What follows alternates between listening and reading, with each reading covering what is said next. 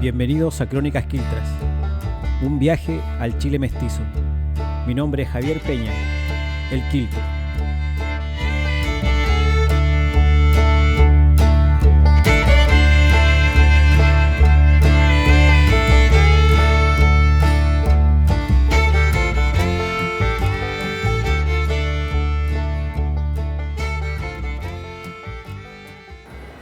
Amigos y amigas de Crónicas Quiltras, bienvenidos a un nuevo episodio, hoy en la ciudad de Santiago y con una invitada especial, una amiga a la que estamos conociendo hace un poco tiempo, anda de visita por Chile haciendo una gira de la cual vamos a conversar y también nos va a contar un poco de qué se trata su trabajo. Y bueno, yo quisiera que ella misma se presente. Yo voy a decir solamente el nombre de nuestra invitada, que es Raquel Cruces. Y te voy a pedir, Raquel, que nos puedas comentar un poco una presentación tuya, cómo te quisieras presentar para la audiencia de las Crónicas Quiltras. Bueno, gracias por la bienvenida. Y yo creo que la gente cuando me conoce varios aspectos, entonces habría como una parte de investigadora, una parte de pedagoga y una parte de intérprete de músicas de transmisión oral. Y últimamente más, en los últimos igual 15 años, de mi país, de España. Sí. Eso sería. O sea que hay 3 dimensiones que podemos abordar, ¿cierto? Uh-huh, eso es. Bueno, partamos un poco por lo más cercano, que es tenerte acá en Chile en esta gira que has estado haciendo por las últimas 3 semanas. Uh-huh. Y que nos comente un poco de este trabajo que has venido a presentar, de este disco nuevo y también de los talleres que realizas con la música tradicional, y a ver si nos podemos meter de ahí y de ahí empezar a sacar un poco este camino común de tu trabajo con la tradición oral. Vale, pues yo he estado ahora estas semanas por acá por el país presentando el último trabajo, que es el álbum de Sortija, que es un álbum que se compone por 12 cantares relacionados cada uno con un mes del año y cada uno a la vez con una tradición o con un rito comunitario que se celebraba en ese mes. Entonces ha sido un disco, luego hablamos, pero ha sido un disco muy divertido de grabar porque se ha ido grabando también mes a mes, tratando de vivenciar también lo que el paso de las estaciones significa. Y yo he venido a presentar ese disco y a hacer talleres. En los talleres, que es una actividad que hace bastantes años que hago, trabajamos cantos de uso, que son eso mismo que presento siempre en los discos. Entonces, diferentes funcionalidades de cantos que se cantaban en una época en la que el país, cada canto tenía una tarea y cada tarea tenía su canción. Entonces los talleres vienen a ser eso un poco, preparar o entender ese contexto y aprender algunos cantos y cómo se acompañaban con la percusión. Eso es interesante porque sé que andas cargando contigo un grupo importante de instrumentos que el otro día pudimos ver en vivo. Bueno, ahí les vamos a ir contando. Cuéntanos un poco de tu historia personal.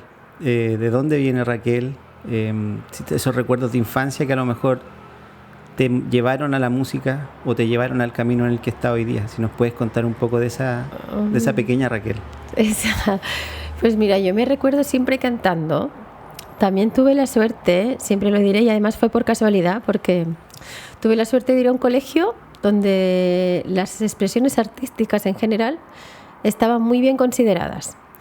Y fui a ese colegio porque estaba cerca del trabajo de mi mamá. Yo creo que ese fue el único motivo. Pero yo siempre estaré muy, muy agradecida a esa formación desde chiquita, en la que se nos invitaba a cantar, a pintar, a bailar. Había teatro dentro de la programación escolar. Entonces yo creo que yo me recuerdo siempre cantando. También parece ser que mi abuela, por parte de madre, cantaba todo el tiempo. Pero yo tampoco la recuerdo a ella cantando. Pero bueno, yo sí me acuerdo. Tengo una imagen mía de chiquita grabándome con un cassette, con una grabadora de estas que había como botoncito rojo y botoncito negro, de clac. Entonces yo cantaba, grababa y lo escuchaba. Eso recuerdo un montón. Y luego fui a canto coral en la escuela, desde chiquita hasta toda la primaria. Yo creo que terminó cuando ya me cambié a la secundaria de colegio. Siempre... Y recuerdo en la escuela el canto coral. Nuestro director era el director del grupo que se llamaba Coral Primavera per la Pau, que sería Primavera por la Paz. Y teníamos un montón de cantos de todos lugares. Yo canté canciones de Bosnia, de Vietnam, de la guerra de Hiroshima. Yo canté el Bella Ciao con 6 o 7 años. O sea, todo eso, como la historia de Víctor Jara, yo la conocí con 8 años, que recuerdo que me impresionó un montón siendo tan chiquita como... Y esa es como la Raquel, como vinculada a la música.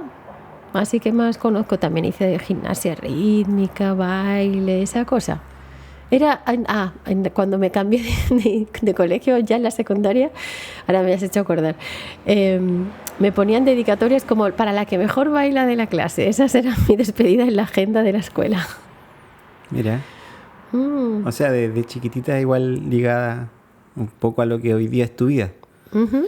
Oye, y en esos caminos tan diversos de tantas cosas, como de tanta curiosidad, fuiste afianzando un poco esta búsqueda en estos cantos que son como más tradicionales y que tienen, como tú bien decías al comienzo, tienen relación con el trabajo, con el oficio.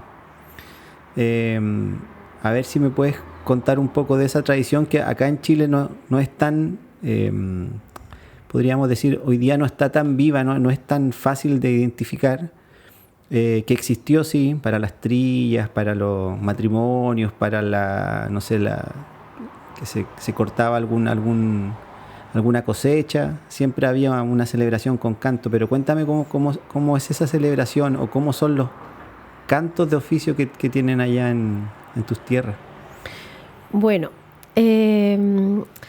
sí...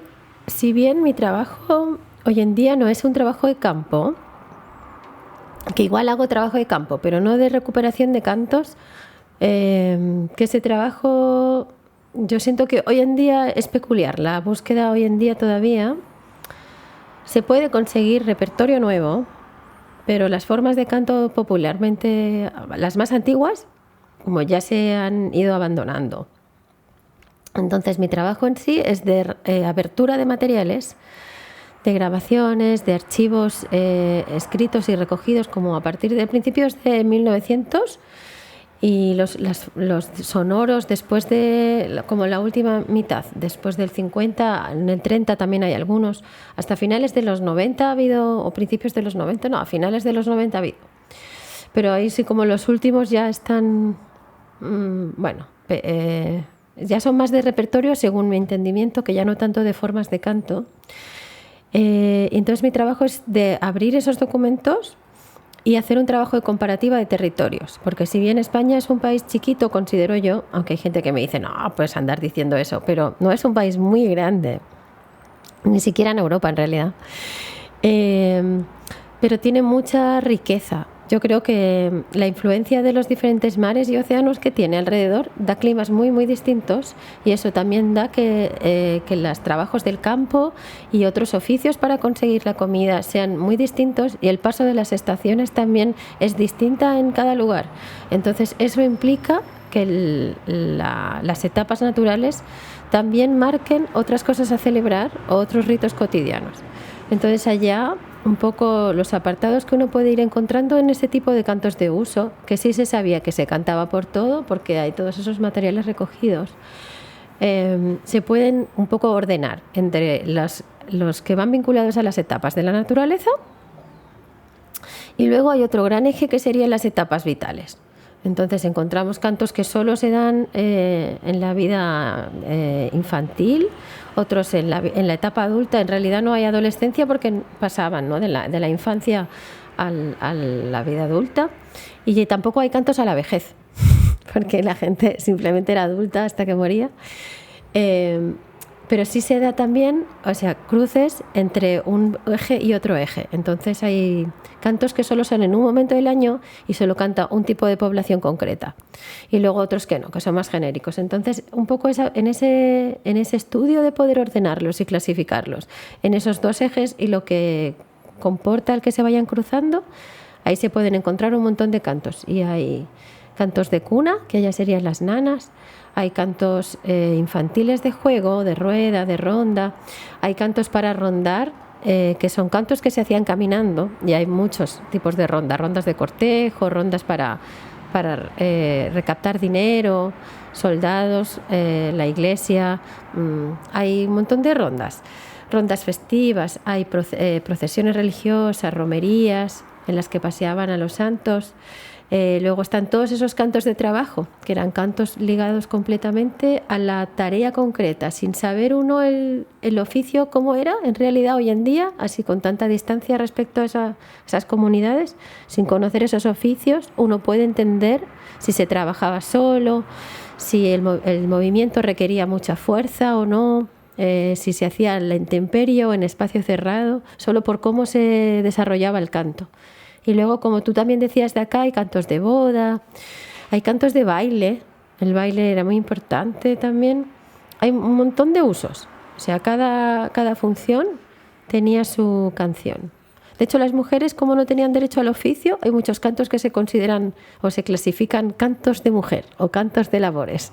También hay muchas etiquetas. Vamos a hablar de ese, que me parece súper importante, porque tú también relevas harto ese trabajo que hacían las cantoras allá. Pero me gustaría preguntarte, previo a eso, sobre estas influencias que están en España presentes, que están presentes en tu trabajo también, con cantos de los afrodescendientes, la misma transmisión oral que se da ahí en toda España, y también ese canto que aparecía también por ahí mencionado en tu currículum, que era el canto sefardí. Si nos puedes contar un poco cuáles para ti serían como esas influencias que están presentes en España hoy día y que se han mantenido a través del tiempo, a pesar de que el territorio va cambiando siempre con la población.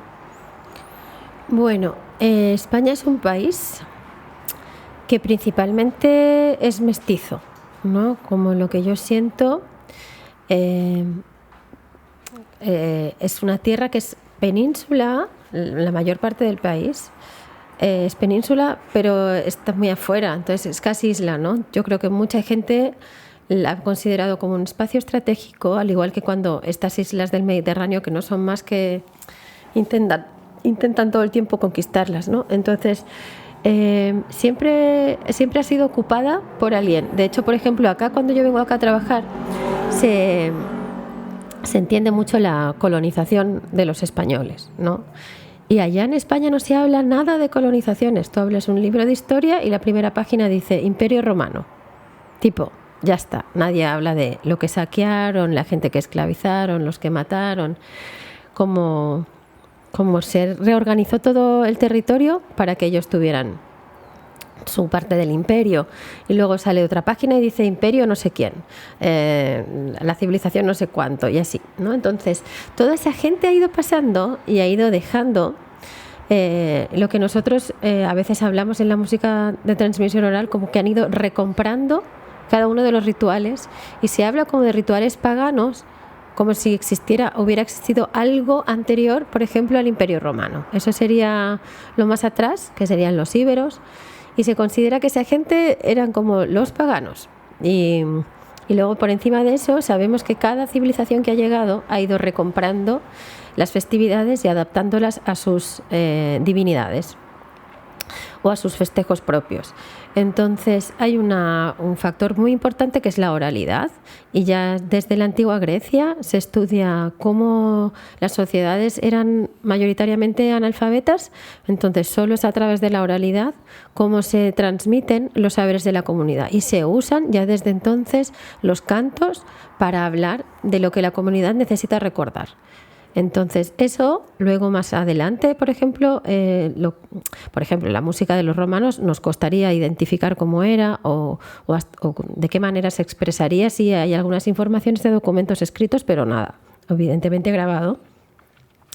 Pero sí podemos ir a rascar, lo más atrás que podemos ir a rascar es el periodo medieval, que no está tan lejos del Imperio Romano en realidad. Y sí que vemos que esas formas musicales que se gestan en esa época se pueden rastrear los cantos actuales muchas veces hasta ese momento. Entonces, las formas de expresión del canto y de la voz, de los melismas y las ornamentaciones, que están presentes, por ejemplo, en la monodia del canto gregoriano, era la misma forma de ornamentación que existía de forma popular en la calle. Por ejemplo, hay territorios donde todavía hay un montón de influencia de la forma del canto árabe, y luego otros lugares donde no. Eso también tiene que ver por cómo luego las reconquistas se fueron dando y en qué territorios quedaron y en qué otros no.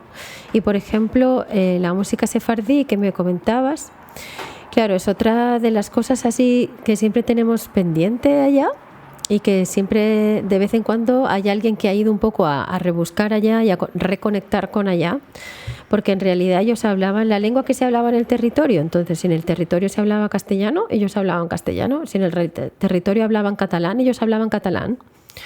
Y cuando son expulsados, marchan de las casas como si fueran a volver, como que no confían en que eso pueda ser. Entonces dejan todo. También llega un punto que la cosa se pone muy fea en poco tiempo y hay una masacre muy grande de población. Entonces la gente sale con lo poco que puede llevar. Entonces todos los libros que quedan en España de los judíos son incinerados. Entonces también nos cuesta saber cómo sería expresada esa música allá, pero sí que ella se mantiene hasta nuestros días de forma oral, también como una forma de resistencia y de memoria colectiva. Pasa de abuelos a nietos, o de abuelas a nietas en realidad, pasan esos cantos y nos llegan esas melodías. Entonces ahí también podemos ver cómo en los modos de esas melodías, las formas que también, en los usos que ellos daban para esos cantos, como también eran los mismos que hoy en día se estudian de allá. Entonces, bueno, eso también se puede conectar muy fácilmente. Y después está la raíz afro. Bueno, hay gente que trata de blanquear o de olvidar, o que olvidemos la influencia de 8 siglos de población musulmana en nuestras tierras, y se entiende o se trata de dar a entender que no hay herencia de esa época, y que no la hay no solo en el cante, sino en la arquitectura, en las construcciones de los sistemas del trabajo del campo, en los materiales, en los instrumentos, en los materiales de la construcción, de la terriza. O sea, hay todo un qué, las comidas, incluso la gastronomía, como hay toda una intención de olvidar ese periodo. Pero es sabido y es estudiado que la mayor parte de instrumentos de cuerda, de percusión, de viento que hoy en día tenemos se desarrollan a partir de ese momento. Esa gente era la gente culta, la gente que leía, la gente que usaba jabón, la gente que usaba cubiertos, la gente que sabía de matemáticas y la que cultivaba las artes. Los cristianos, cuando llegaron, eran los bárbaros. Luego se hicieron como con todo y ya los bárbaros eran otros. Pero eso siempre está dependiendo del prisma en el que uno mire la historia. Entonces yo siento que cuando veo 10 mujeres pandereteras tocando la pandereta y personas bailando al frente, veo la misma imagen que 6 o 10 hombres tocando el djembe en África y gente bailando al frente. Los mismos códigos de comunicación del canto con la percusión y el baile, con el hándicap de que en España la percusión siempre la tocó la mujer. Entonces esa pequeña diferencia, pero yo siento un poco esas polirritmias, esas melodías que van en 6 y los toques van en 2, o esas cosas que yo siento que sí que hay esa raíz afro. No solo lo siento yo, hay un corriente de pensamiento que está a favor de eso, aunque luego hay otro que no. Sí, llegamos justo al punto que había quedado como pendiente antes, que era como el rol de la mujer. Y tú lo mencionas aquí, claro, como la mujer tocando las percusiones. A ver si nos puedes explicar un poco de esta Porque acá en Chile, bueno, para contextualizar, nosotros en Chile tenemos una tradición, una larga tradición con el canto campesino y las mujeres tocando no percusiones, sino que tocando la guitarra. Hay una cultura muy grande del uso de la guitarra por las mujeres campesinas. Pero parece ser que allá en España lo que ocurre es que la mujer quedó en este rol de la percusionista. Y detrás de eso hay una razón, que la hemos estado conversando, pero a ver si nos puede explicar cuál es esa razón que existía. Bueno, por un lado, el tema de la guitarra, si lo resolvemos antes, yo es curioso porque cuando veo a las mujeres acá tocar, claro, me enternece un montón y me sorprende mucho. Y yo me sorprendo a mí misma de cómo me extraña ver mujeres mayores tocando guitarra o imaginar mujeres en el rural tocando guitarra. La guitarra en España no es mi ocupación, pero sí que he hablado con varios profesores de música tradicional en las que hoy en día se ocupa harto la cuerda. También es la entrada de los hombres a la música tradicional sería a través de esas cuerdas, como para reemplazar, ¿no? Entonces, muchas veces sí, varios me han contado como la guitarra era prohibida para la mujer y en algunos casos me han contado que era porque la guitarra tenía forma de mujer. Entonces era hecha para ser tocada solo por el hombre.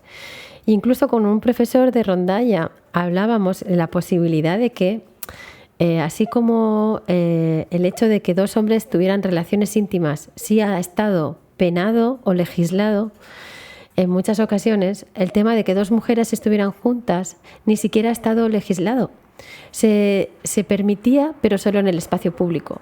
Y así me contaba, dice, hay muy pocas fotos de mujeres tocando guitarra, solo las de familia de mucho dinero que podían permitirse el pagar un profesor que diera clase en la casa, porque eso no estaba como tan mal visto porque era el espacio privado. Entonces me lo comparaba incluso con ese tema.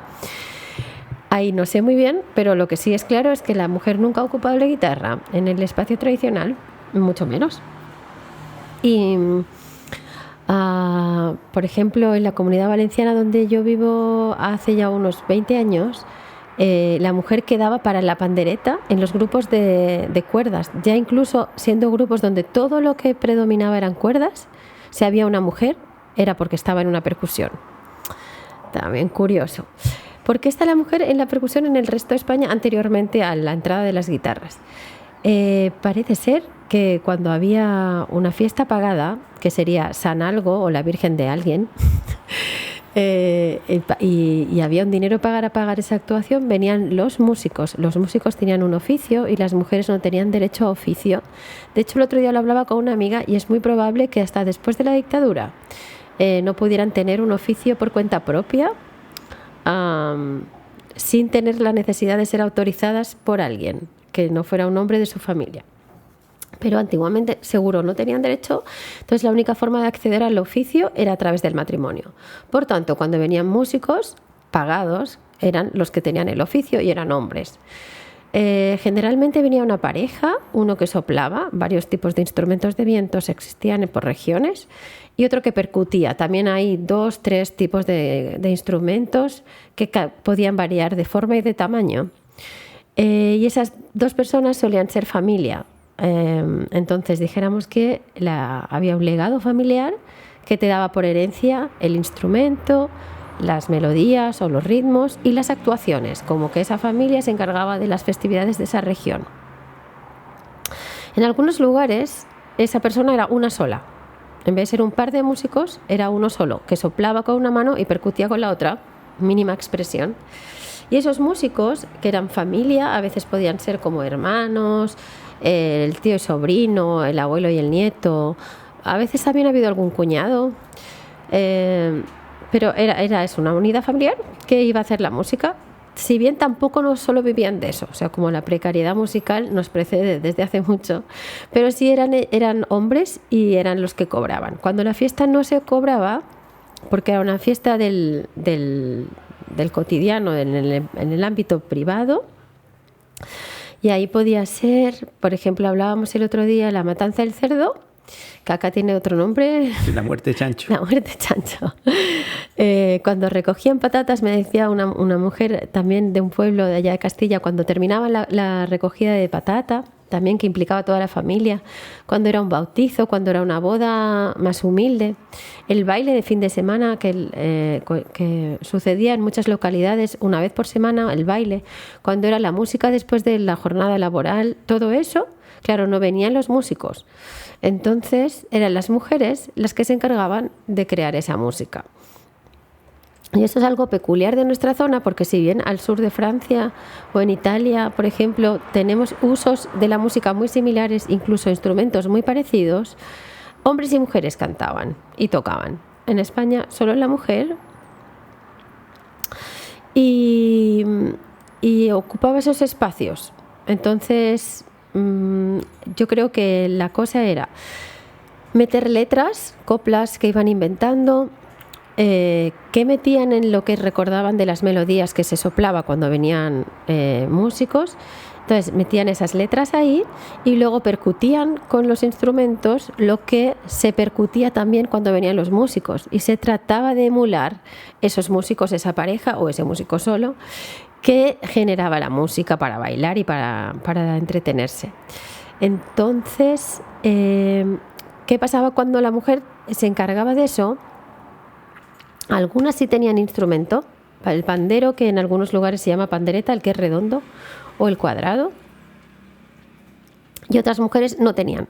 Entonces muchas veces arrancaban a sonar con lo que hubiera, y hay mucha percusión que hoy en día se llama de objeto cotidiano o percusión de cocina o infinidad de historias, y es muy difícil de poner límite a esa lista. Se hacía música con lo que se tuviera. No terminan de salir vídeos todo el tiempo y registros de personas tocando cosas aún más raras que yo nunca vi, y de repente sale otra cosa.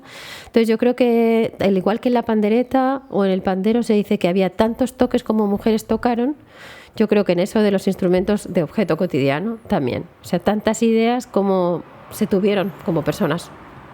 Oye, menciona, bueno, todo lo que menciona es muy interesante, porque un poco muestra una realidad común, pero claro, muestra también las diferencias que hay entre nuestras dos culturas, por decirlo de alguna forma, que son culturas hermanas finalmente, pues, pero que tienen tantos matices. Y eso habla un poco de lo que hablábamos al principio, de que claro, te enseñan de que aquí está el Imperio Romano, pero no sabes todo el proceso que hubo detrás. Y esto es un poco lo mismo, me imagino, en la música, tantas influencias que tiene cada rincón. Hablas del baile también, de la danza, y de la importancia que tenía como en la comunidad, en lo social. Esas danzas, si nos puedes decir cuáles son, o algunas de las que más se bailan, y sí, ¿qué es lo que está detrás de la danza que lo hace que sea tan importante? Porque acá en Chile tenemos la cueca, ¿cierto? Es como la danza más importante, y sabemos que las cantoras tocaban un repertorio grande para las cuecas, pero la tonada, por ejemplo, no se bailaba, sino que se escuchaba. Allá, ¿cómo funciona allá? Bueno, allá hay una cosa también como que no ha salido, que los hombres sí hacían también otra música. Por ejemplo, hay mucha música de pastores. A ver. Entonces hay vientos solo que construían los pastores, instrumentos de cuerda. En algún momento hemos hablado también en esta gira de los rabeles. Sí. Que acá también hay. Entonces hay como todo un séquito de informaciones musicales, de expresiones musicales, que está como en esa sección de pastores, y esos eran solo hombres. De hecho, en todo el Mediterráneo hay toda una corriente de música de pastores. En algunos lugares hay polifonías, en España no quedaron, pero polifonías de pastores, y toda esa música la generaban hombres. También eran en el cotidiano para otros momentos. Entonces, también, por ejemplo, el rabel sí que tiene música que se desarrolla bailable, ¿no? Y algunas de esas flautitas de huesos de aves, por ejemplo, también se usaban para el baile. O sea, no es que el hombre no hiciera música, sino sí que lo hacía como oficio, pero también hay como que no, parecería que el hombre nunca cantaba, ¿no? Sí había esas otras expresiones. Igual no todas eran para el baile, igual algunas eran más de escucha, como tú ahora también comentabas. Entonces el baile No en todos los lugares sucedía del mismo modo, pero sí que se hacía con periodicidad, no sé hablar. En muchos lugares era el sábado. Y sea como fuera, en el baile se gestaban todas las posibles relaciones de matrimonio. Cuando dices se hacía el sábado, ¿era porque era el último día de la semana o era porque era el día en que descansaban? Sí, yo creo que sí, que debería ser por eso. O sea, también había lugares donde no se hacía el sábado y se hacía como baile después de la jornada laboral durante la semana. Por eso no te digo que sea como fuere, no en todos los lugares se hacía así, pero siempre había una periodicidad, sí. Había baile. Entonces, por ejemplo, en los lugares donde era así el sábado, la gente se vestía de lo mejor, o sea, había como varias situaciones de baile, pero sí que es cierto que en esas situaciones de baile se ponían en juego todas esas posibles relaciones de matrimonio. La mujer tenía sí la obligación de ser casada si se quería mantener, porque no tenía derecho al oficio, por tanto no podía acceder al sueldo. Entonces sí o sí tu objetivo como mujer era ser casada, a no ser que tu familia tuviera tierras y no le interesara casarse. Eso era pocas veces. Entonces la familia de la mujer preparaba una gran dote que entregaba a la familia del marido, que se quedaba la mujer en su casa. Entonces, como en agradecimiento de que acogieran a su hija, se hacía esa gran dote y la mujer iba a vivir en la casa del marido. Entonces, como ese era un gran objetivo vital, tanto para ellas como para ellos, en el baile se gestaban muchas veces todas esas posibles relaciones. Entonces, las formas del baile, de cómo se invitaba a bailar, de cómo se aceptaban las invitaciones, de cómo se mostraba el baile, quién guiaba los pasos, cómo se seguían, todo eso muchas veces en diferentes regiones de diferente manera tienen que ver con el tema del matrimonio, de ser una buena mujer para ser casada o ser ya una buena esposa casada o ser un buen hombre que si es un buen partido o no, y cómo demostrar esa hombría o el valor de la mujer casta. Todo eso se representaba en el baile. Hay algunos lugares, muchas regiones, donde la mujer era la que guiaba el paso de baile, pero en cambio era el hombre el que elegía con quién bailaba. Entonces, en algunas regiones, cuantas más mujeres sacaba a bailar, más hombría, ¿no? Él podía sacar a bailar a cuantas más mujeres, porque ellas iban a llevar el paso. Entonces él podía seguir a todas esas mujeres. Era como un poco como que era la forma de ligar, ¿no? O sea, las puede seguir a todas. Entonces, en ese juego, por ejemplo, a ti te sacaban a bailar y tú no te podías negar. Entonces tú tenías que aceptar, pero esa persona podía ser un imbécil, no gustarte y no querer bailar con él. Entonces intentabas que se arrepintiera. Entonces, por ejemplo, si él bailaba muy bien, tú le sacabas solo pasos fáciles para que no pudiera lucirse y no te sacara a bailar la próxima. Si él bailaba muy mal, le sacabas pasos difíciles para que quedara en ridículo y la gente se riera de él y no te sacara a bailar. Y luego al revés, había también mujeres que sabían que no iban a ser casadas con las personas que les gustaban, pero sí aprovechaban esos momentos del baile para tener ese acercamiento. Entonces, si la persona que te gustaba bailaba muy mal, le sacabas paso muy simple para que quedara bien contigo, y al contrario, si bailaba muy bien, le sacabas un paso difícil para que se pudiera lucir contigo, ya que era la persona que tú te gustaba. Y, por ejemplo, las duraciones de las canciones, también muchas veces mujeres que cuentan en esos audios de recogida o en esos escritos, si la que estaba tocando enfrente tenía una pareja bailando que era el hombre que le gustaba a ella y su peor archienemiga, le hacía el tema más corto si ella bailaba muy bien, para que no se pudiera lucir mucho tiempo. O sea, le hacía el tema muy largo si ella bailaba mal, para que pasara mucha vergüenza, o para que sudara, por ejemplo, para que sudara y el hombre viera que ella olía mal. Entonces todas esas cosas que se van contando en el baile, que ponían un poco en juego eso. Después también, cuando ya la mujer era casada, cómo reaccionaba a las peticiones de baile. Y hay muchas letras que en el baile, hay muchas letras de canciones de baile que te cuentan cómo debes ser para ser una mujer honrada, para cómo contestó aquella a esa petición de baile, aquella otra, qué ropa llevar, que no. Hay muchas que hablan del pañuelo, cómo se daba un pañuelo a la mujer que tú pretendías. Entonces la mujer tenía obligación de aceptarlo, pero eso no quería decir que fuera a dejarse pretender. Entonces había formas de devolverte el pañuelo, por ejemplo. Entonces hay letras que dicen: el pañuelo que me diste tenía 3 flores azules y 3 días lo tuve puesto, sábado, domingo y lunes. O sea, tipo, al acabar la misa ya casi que te lo di. Te lo devuelvo porque yo no estoy de acuerdo, o mi familia, por ejemplo, no estuvo de acuerdo. Entonces, todas esas cosas sucedían en el baile. ¿Qué se bailaba? Para mí, principalmente, como mi trabajo es de comparativa de territorios, no tengo... A veces yo envidio a gente que tiene mucho conocimiento de un solo territorio, de una región chiquita de España, conoce muchísimo. Pero hay gente que me dice como al revés, que también envidian mi posición un poco de poder ir comparando y viendo cómo se desarrollaban cosas en diferentes lugares. Entonces, para mí, de palos de baile está la seguidilla y el fandango, como 2 palos así más importantes en la historia. Y luego, más tarde, un poquito más tarde, surge la jota.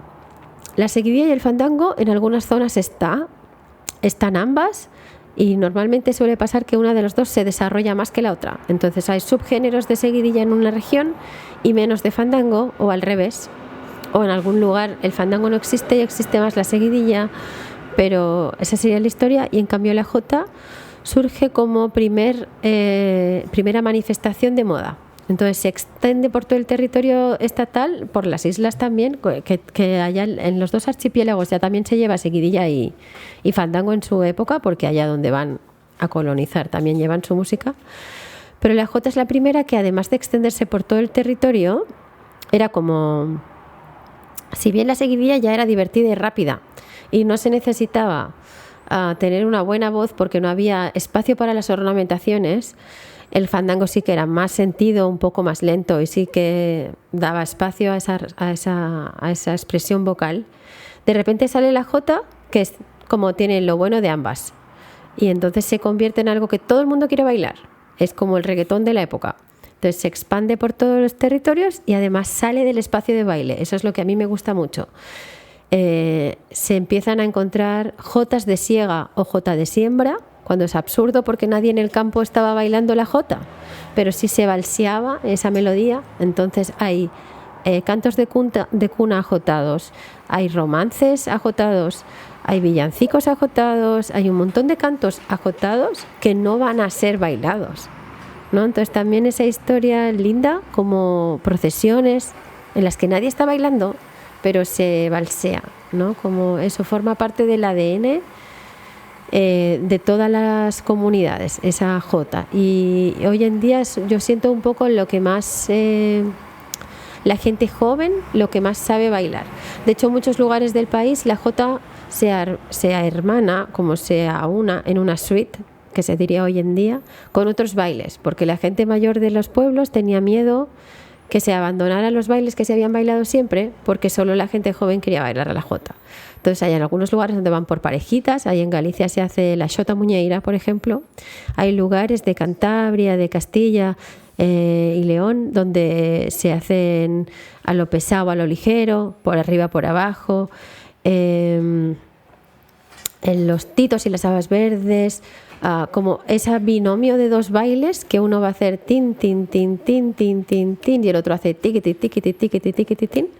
Y luego en otros lugares incluso, por ejemplo en la zona de País Valencià, hay seguidilla jota fandango, o sea, todo, una de cada, las 3 seguidas, no siempre las mismas, pero sí ese trío de bailes, o seguidillas que tienen estribillos ajotados, que es bien loco. Eso era como yo siento una necesidad de no dejar de expresar lo que ya se bailaba, pero aceptar lo que está llegando, y en cada territorio se convierte un poco a la manera.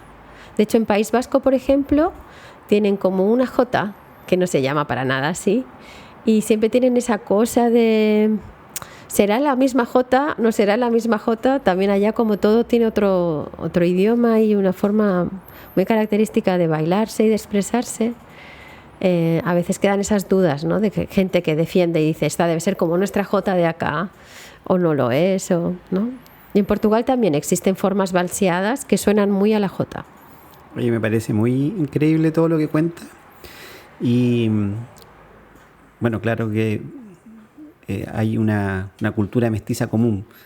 Y pienso inmediatamente en esto que tú decías de canto, hago el canto rápido para que no te luzcas tanto. Bueno, si lo puedo poner como en un símil, algo similar ocurría para allá para la tierra de Chiloé, donde existían las cuecas largas. Entonces se cantaba una cueca muy, muy, muy, muy larga, también para cansar a los bailarines o también para que demostraran muy bien si es que eran buenos en eso. Qué interesante, oye.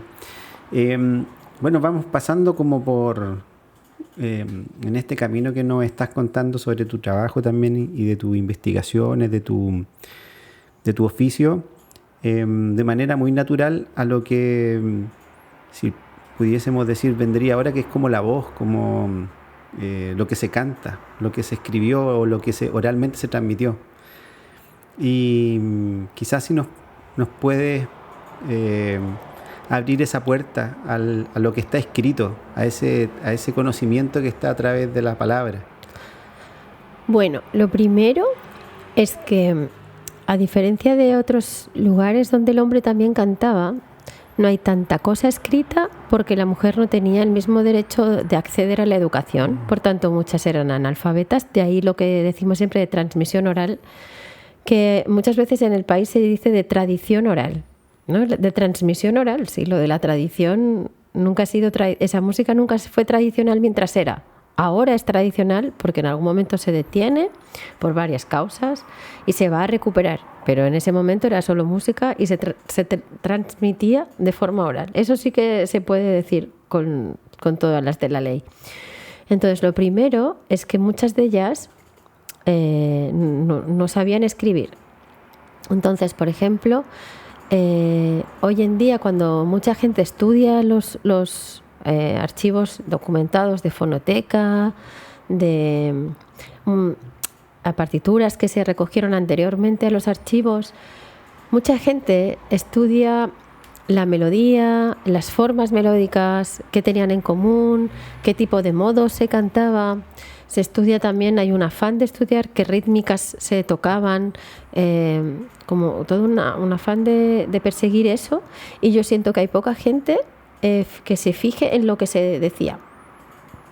Sí es cierto que esas letras hoy en día no apetece siempre cantarlas, ¿no? Como si uno va a fijarse en lo que se cantaba, muchas veces se encuentra un discurso machista, también un desorden.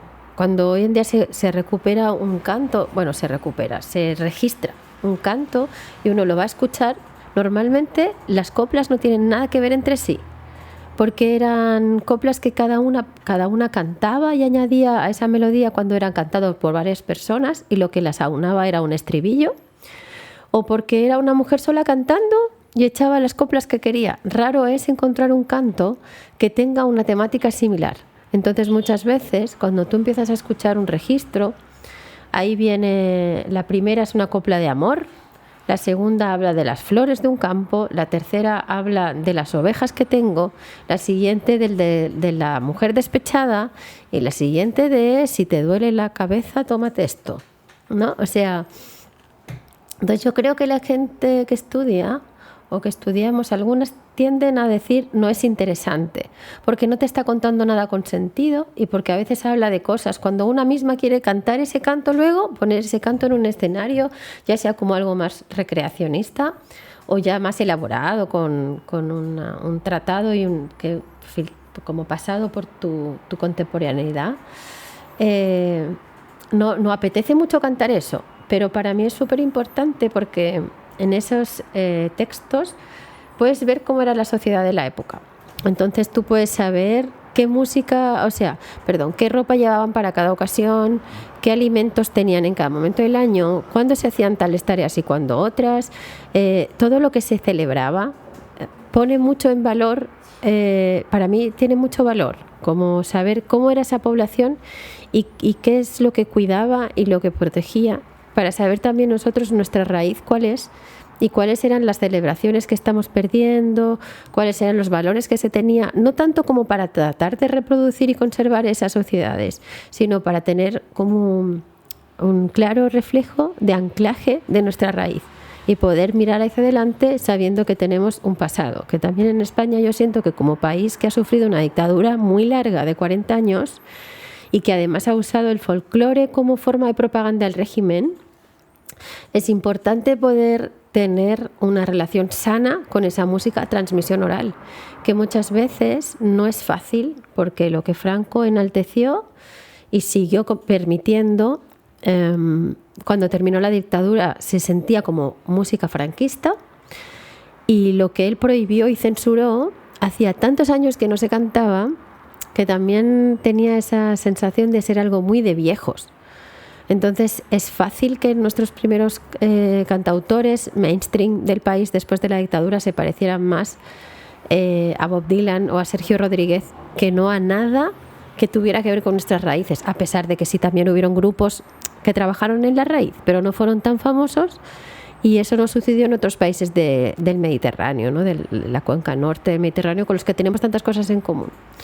Entonces, bueno, eso por ahí. Olvidé tu pregunta. Me puse a hablar de un montón de cosas. Estábamos hablando de la voz. De la voz. Ah, sí, de la palabra. Entonces, para mí es importante eso, primero saber que todo eso formaba parte de la oralidad. Luego hay cosas que a mí me enternecen un montón, como personas que en un pueblo a mí han mostrado pequeñas tarjetitas que están hoy en día plastificadas, de letritas que se guardaban en la carterita, esos abuelos o esas abuelitas, con letras que a veces habían compuesto, pero no habían escrito ellas o ellos también, a veces había analfabetos hombres, obviamente, y alguien les había escrito. O sea, cuando contactaban con alguien, conocían a alguien en el pueblo que sabía escribir, ahí le mandaban. Entonces era como, yo no la sé leer, pero está acá. Tipo, que no se pierda mi poesía.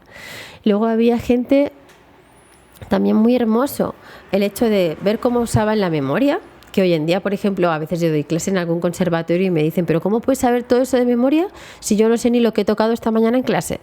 Me gusta mucho darnos cuenta cómo la tecnología está haciendo que uno ni memorice ya su número de teléfono casi. Entonces es hermoso ver cómo desarrollaban la memoria y conocían muchísimas cosas de memoria. Había mujeres escribiendo letras hermosas, en todas partes, como de gran poesía, y muchas letras también. Es hermoso ver cómo hoy en día se pueden cantar, ¿no? De temas atemporales que hoy en día se pueden cantar.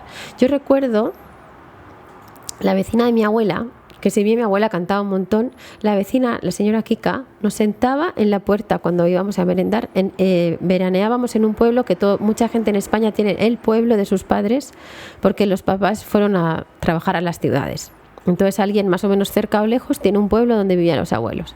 Entonces veraneábamos en un pueblo donde no había calles asfaltadas, no había comercios, no había tráfico. Entonces llegaban los niños de la ciudad. ¿Cuál es el nombre del pueblo? Mi pueblo es Hinojar del Rey.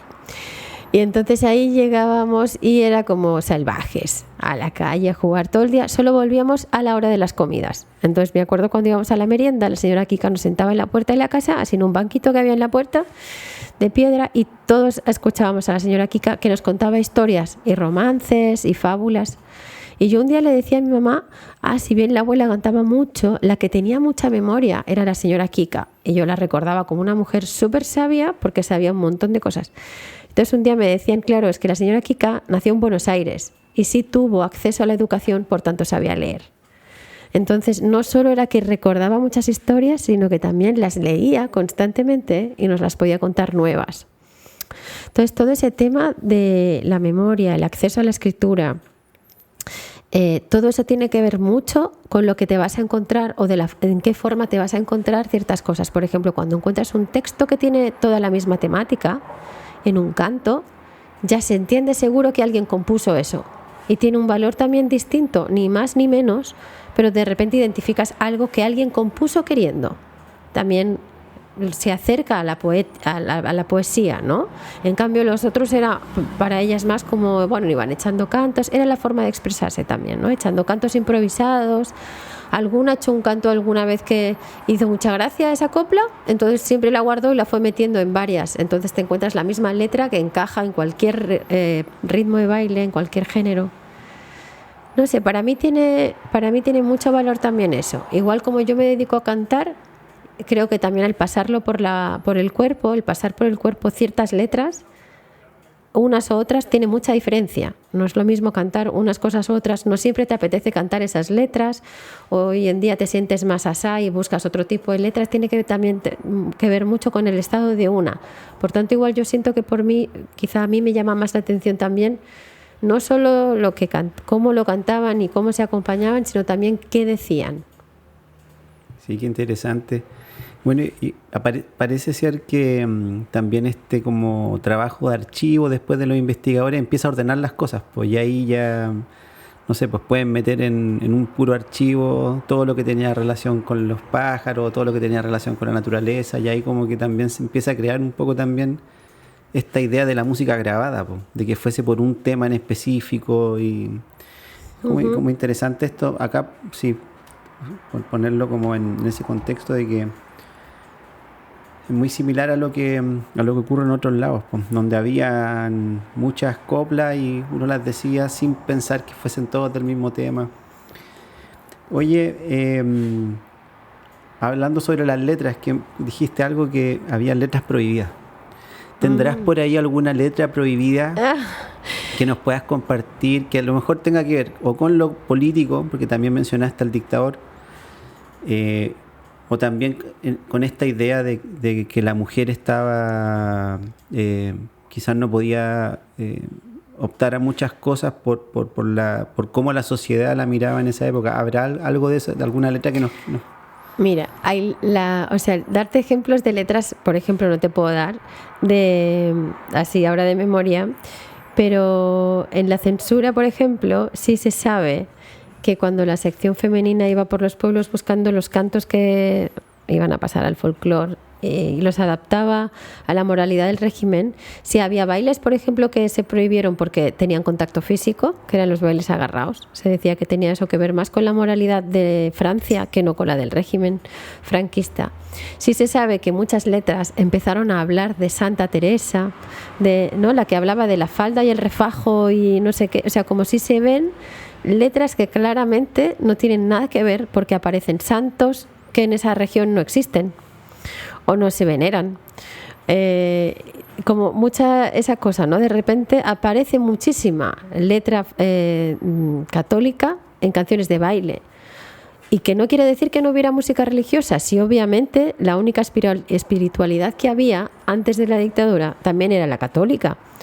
Entonces, si bien también existían curas republicanos, y obvio que la música de procesiones, de romería muchas veces también incluso era toda católica, pero de repente empiezan a aparecer demasiadas santos y vírgenes en letras de baile, donde ahí, por ejemplo, no tenían nada que ver, ¿no? Entonces eso sí que hay, o letras que luego muy picaronas que se desaparecen del baile, o sea, como es difícil encontrar letras picaronas en el baile en algunas regiones, pero luego sí hay canciones picaronas fuera de los espacios de baile, como en un entorno más de sobremesa o como de juego. Había una... soy fatal para la memoria, pero hay una como que va hablando de las partes del cuerpo para medir una mujer, o de una mujer que siente dolor y donde le duele y donde se la tiene que curar. Hay varias de esas que son como romances que se cantaban más en broma, entonces desaparecen del espacio de baile ese tipo de coplas y es raro que no estén cuando hay otras letras más picantes fuera del espacio de baile. Entonces se entiende que también habría, solo que sí que se fueron eliminando para no ser cantadas. Y luego hay muchas, por ejemplo, en País Valencià tenemos un montón, cuando hay frutas y hay pájaros, siempre es algo de sexo.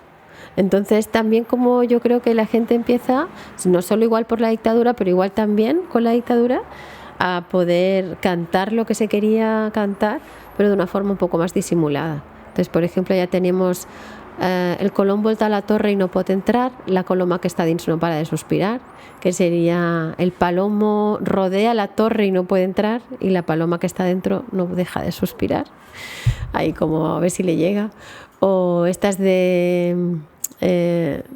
d'una bresquillera, tú me decías la del limonero, ¿no? Debaix d'una bresquillera me digueres que embolies, desde entonces aquell arbre fa més dolces les bresquilles, que sería debajo de un... ¿Cómo era el árbol del durazno?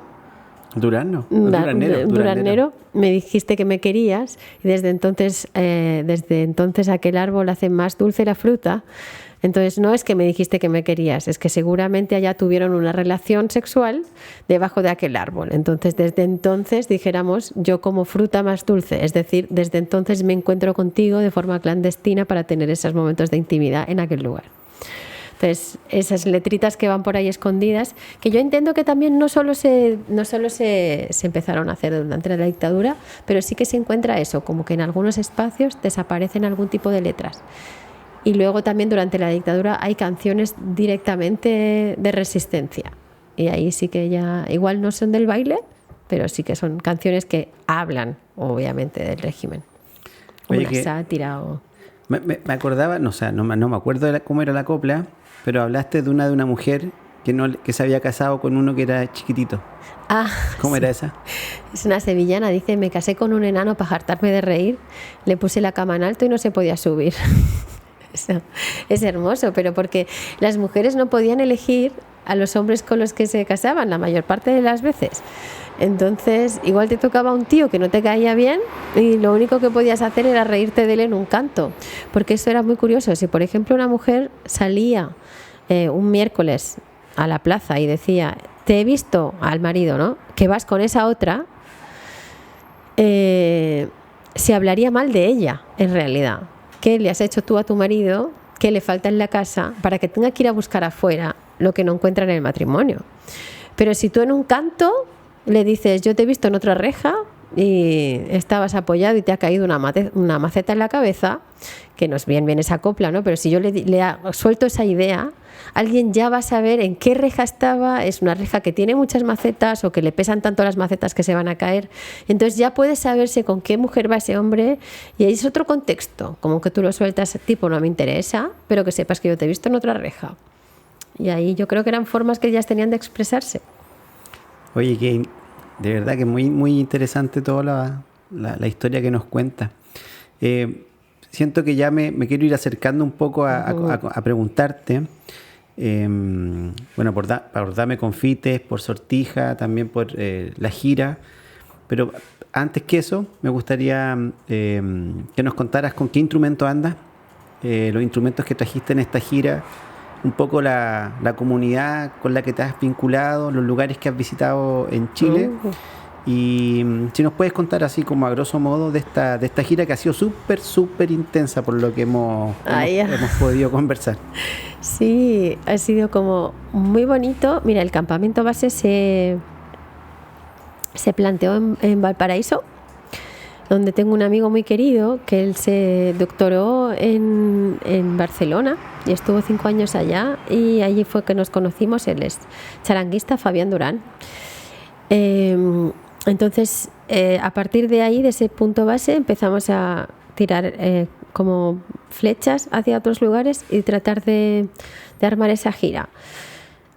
He estado en Santiago, un poco la que abanderó la programación y la que me estuvo ayudando un montón acá fue la amiga Andrea Andreu, que también es una cultora querida, que ya últimamente está viniendo mucho, recientemente en sus últimos años, a estudiar a España, y ahí nos conocimos hace 2 años cuando yo vine por primera vez a Chile, que vine muy poquito, estuve solo 8 días acá. Y bueno, ahí con ella he estado organizando talleres y conciertos. Después tuve la suerte de que me contactaran para llevarme a Linares, y allí pude ir a conocer a la Dorita, una cantora muy conocida del lugar, y luego tuve un taller hermoso en Quinamávida, con las compañeras de Caldo de Cardo. Hermoso. Después en Valpo he estado con el Chile Puerto Folk, que es la asociación ahora que organiza la rueda de folk, que es una vez al mes, también acá en Santiago, no solo en Valparaíso, también acá también hay esas ruedas de folk en las que se juntan músicos de diferentes disciplinas del world music que se considera hoy en día. Y me invitaron a dar un concierto allá, gestionaron también unos talleres de canto y percusión, un par de talleres, y pude estar en el aniversario de 1 año de vida de la rueda de folk. He estado en Concepción, donde la compañera, la Carla, ha estado gestionando también un montón de actividades autogestionadas también, todo allá. Estuve en Casa en Vuelo, estuve tocando en un proyecto hermoso de panadería, que es La Masa. Bueno, como varias actividades allá de conciertos y de talleres. Y luego acá en Santiago también pude visitar el OE, que es un espacio de trabajo vecinal, comunitario, de 20 años de camino, de resistencia. También en Yungay pude conocer un espacio así de resistencia y lucha vecinal de mucho, mucho tiempo, también más de 20 años, en la Escuela de Artes y Oficios de allá. Y luego contacté con algunas profesoras de canto, con la Pero Sofía y la Valentina Palleras, que han estado también gestionando y dándome apoyo en la logística y con algunas clases de canto también por acá. Entonces creo que así he nombrado todo, muy rápido, pero así ha sido. Y los talleres este año he traído algunos instrumentos. Por ejemplo, he traído panderos cuadrados. En realidad traje solo el mío, pero luego hicimos un taller de construcción. Entonces se dio la oportunidad de que algunos percusionistas construyeran su propio pandero, y luego han quedado también algunos acá para vender. Me traje mi pandereta redonda, o sea, como mi pandero redondo, allá en algunos lugares se llama pandereta, también se distingue así de pandereta y pandero, el redondo y el cuadrado. Este año he traído un montón también de conchas de vieiras, que es un instrumento, son como las conchas de ostiones, que acá sí se ocupan. No sé si tanto para la percusión, pero sí existen para comérselas. Entonces son unas más grandotas, esas de ostiones para nosotros serían zamburiñas, entonces las vieiras son un poco más grandes y tienen más ondulación, por tanto hacen más ruido. Y hoy en día en España se utilizan bastante para aprender los ritmos de la pandereta. Entonces es una forma de practicar más sencilla, con menos técnica, y poder ir introduciendo el canto en el ritmo. Entonces también son fáciles de manipular porque van directamente en la mano, entonces simplemente como que te frotas la mano y ya suena. De esas he traído varias, de hecho en realidad van a quedar casi todas acá, porque así no tengo que llevar tanto exceso de equipaje, y van a quedar repartidas por acá, por el territorio de Chile. Y luego traje mi set un poco de concierto. Es fácil que a veces en los conciertos toque cantos con varios objetos porque a la gente acá le llama la atención, pero mismo también en España. Entonces traje el almirez de mi abuela María, que es como un mortero de metal, el que se ocupaba para los remedios. Luego no pude traer su sartén porque tiene un rabo muy largo, pero traje un plato de, no sé cómo le llaman a esos platos acá, que son metálicos como con porcelana arriba. Enlosado. Eso. Pues un plato de esos que se tocan con cuchara y dedal o con llave. No me traje mi botella de anís porque me daba miedo que no se pudiera viajar en avión, pero luego he descubierto que sí, así que para la próxima no falta. Me traje campanas. He venido con mis tubitos de electricidad que se usan para emular algunas flautas de pastor, que eso también es hermoso. Y un poco eso creo que es lo que he traído. Sí, eso los pudimos ver y apreciar estos días que hemos podido compartir. Oye, bueno, antes de preguntarte por los trabajos que tiene discográfico, quizás hacerte como una consulta sobre cuál es el desafío hoy día para quienes se dedican a lo que tú haces, pensando en la sociedad moderna, en esta sociedad que es más individualista, a veces, no siempre, y quizás también pensando en el trabajo comunitario que se hace con el rescate de estos cantos, con estas músicas que son compartidas. Bueno, yo siento que, por ejemplo, ahora en España hay un momento de mucho auge de la música popular o tradicional, de raíz. Es difícil, nos cuesta mucho poner la palabra, pero sí se manifiesta a través de grupos que intentan poner una parte contemporánea de ellos mismos, de cómo ellos expresarían la música, de su estilo, de su género musical en el que se sienten bien o que les identifica, y se basan en cantos de transmisión oral.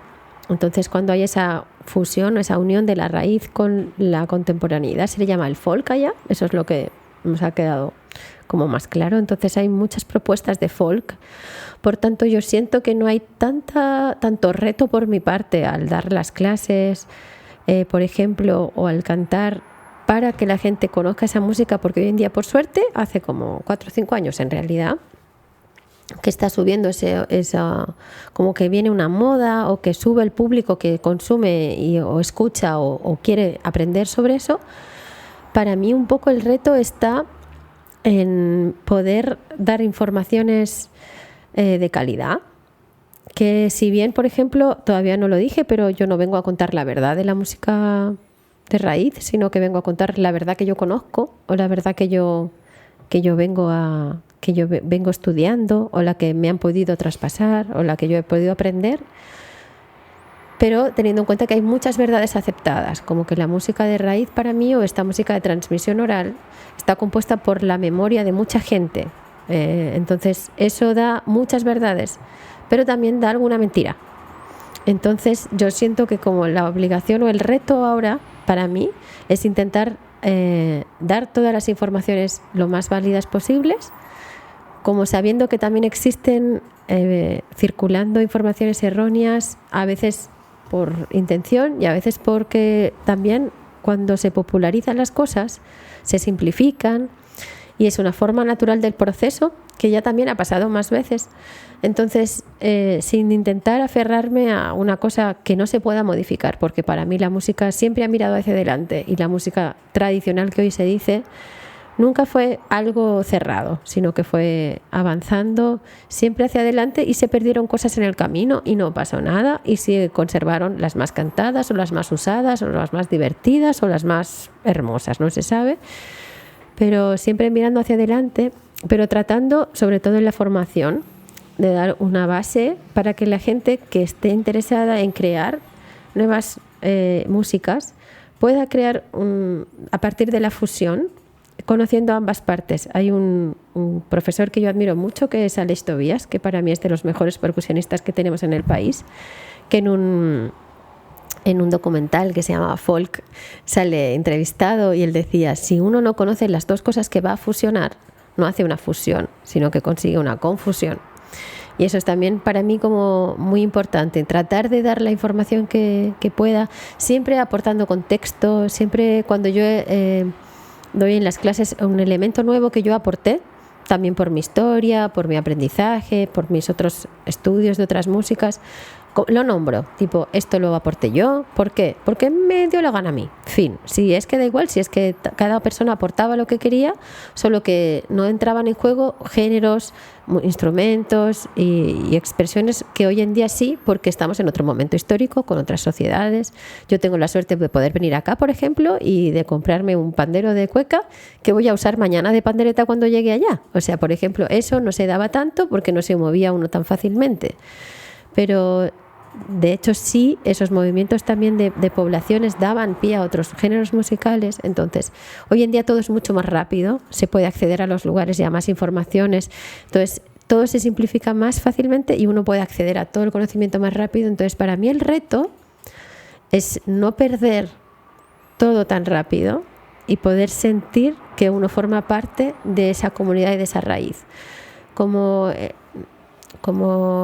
porque también el tema de la expropiación cultural es un tema delicado, es como si tenemos derecho, no tenemos, se puede tocar música de otro lugar, se puede usar este instrumento para este contexto, se puede mezclar esto con esto. No tanto con esa idea de qué se puede y qué no se puede, o que no se debe, sino que lo que tú vayas a hacer, que sepas qué es lo que estás haciendo, o que conozcas de dónde proviene. Porque sí que venimos de un espacio como muy individualista. La gente ya no se canta juntos. En España lo más que se canta es cumpleaños feliz y feliz Navidad. Fin. A no ser que tú vengas de un entorno de músicos, o que tu familia sea muy musical, o que tengas un grupo de amigos del coro. Pero es difícil que esos contextos existan fuera de los espacios reglados de música. Entonces la idea es un poco poder dotar de ese contexto que ya nos ha unido y nos unió en el pasado, que es el cantar juntos, y tiene mucha magia, como mucha locura. Una vez se siente como una especie de chamán cuando habla así, pero es lo que hay. Cuando uno canta junto con mucha gente, cosas que nos interesan en común, es muy fuerte como vibra el espíritu de uno. No sé cómo decirlo sin que parezca mágico, ¿no? Pero porque también se nos ha negado esa posibilidad de comprender que esa magia, que es ciencia también, ¿no? Como le vibra a uno el espíritu cuando pasa por su cuerpo el cantar en comunidad. Entonces, también eso siento que es un reto, el bailar juntos, como se ha extirpado el baile comunitario de la población, y poco a poco la gente está queriendo volver a eso. Hay mucha gente que bailaba el folk, que igual son bailes que vienen del sur de Francia o de Alemania, entonces de repente van llegando de Grecia y llegan a España y como, hola, somos bailes de grupo, ¿nos quieres bailar? Como acá parece que no hay. Y ahora poco a poco la gente también está buscando los bailes de las regiones. Y sé que va a haber una simplificación, y ya la estaba viendo en los toques de los instrumentos, en los cantares, como hay de repente un canto que todo el mundo canta y es por favor que ya se acabe ese canto, que alguien lo mate, porque ya no lo quiero cantar más. Y también eso, ¿no? Bailes que se van a simplificar, que se están simplificando, que también están evolucionando y uniéndose con pasos de nuestros cuerpos actuales. Entonces también es lindo estar en ese proceso. Pero para mí el reto sería ese, como tratar de cuidar qué es lo que yo voy a entregar. Sí. Oye, para ir cerrando un poco y darte las gracias, bueno, cuando terminemos esto, háblame de tus trabajos. Háblame de tus trabajos, dónde se pueden encontrar. ¿Con quién trabajaste? Porque aparte del trabajo que está de creación, de canto y de interpretación de los instrumentos, hay un trabajo muy lindo de diseño, de ese cuidado también por lo que uno va a ver, que es muy, muy lindo. Entonces, para que nos cuentes un poco de estos dos trabajos, con quién trabajaste, cuáles eran las ideas que estaban ahí dando vuelta y dónde se pueden encontrar también. Estupendo. Mira, yo así como trabajando en la realización de álbumes he estado mucho tiempo, pero con bandas y grupos, y mi primer proyecto en solitario llega en el 2020, que fue con la intención, con la voluntad de crear un cancionero que pudiéramos cantar si se acababa el confinamiento. Entonces yo durante el confinamiento di muchas clases online, primero solo eran 15 días, y veíamos que se alargaba, entonces fueron cursos de 15 días que se repetían, hasta 6 veces di el curso, que también fue una oportunidad hermosa, y conocí a mucha gente de Chile que luego me ha visto acá otra vez, muy hermoso todo eso. Entonces la idea era de si se termina el confinamiento, entendiendo que en algún momento se iba a terminar, empecé a elaborar un cancionero que constó de 23 cantos y se grabó. Todo el libro y las músicas se hizo todo en 30 días. Entonces yo hablé con un amigo y le decía, con Sergio López, que es un compañero panderetero y gaitero que yo admiro muchísimo, y le decía, mira, creo que me gustaría hacer este coso, pero el primer festival así grande donde la gente se va a juntar y hay formaciones y va a haber baile, va a haber noches porque pensad que era un momento muy desesperanzado, ¿no? Entonces era como ese día se van a poder juntar y ese día va a poder haber música, no sabemos cuándo va a poder haber otra vez. Quedaba solo un mes y muy poco para esa fecha, y él me dijo, yo no lo haría, o sea, yo no me pondría a hacer esto en la vida, pues no vas a tener ni un mes para hacerlo, pero creo que tú sí. Entonces eso fue muy gracioso, porque empezamos a hacer como un crowdfunding casero entre WhatsApps y amistades que fueron pasando, y se dijo, si en 10 días se recoge el dinero, se hace. Y se hizo, en 10 días había más gente de la necesaria. Y ahí en ese primer trabajo, que hay un pequeño documental que se puede ver en YouTube, si tú buscas Dame Confites, que es el nombre del CD, del libro CD, ahí se puede ver cómo se hizo todo el proceso. Hubo gente acompañándome en la gráfica y en la cámara, hasta Simone Cánova en el audiovisual, Y está Pablo Latorre en las imágenes, en la fotografía. Y en ese trabajo tuve la oportunidad de conocer personas importantes. Una, por ejemplo, fue el estudio de grabación, que solo podía ser un estudio que estuviera a menos de 100 metros de tu casa, porque no se podía salir más allá, y descubrí que detrás del balcón de la casa donde vivía en esa época había un estudio de grabación, donde es el punto donde siguen siendo mis clases allá, donde se han grabado otros trabajos, que es el RW Studios, aquí donde está el Adrián al frente.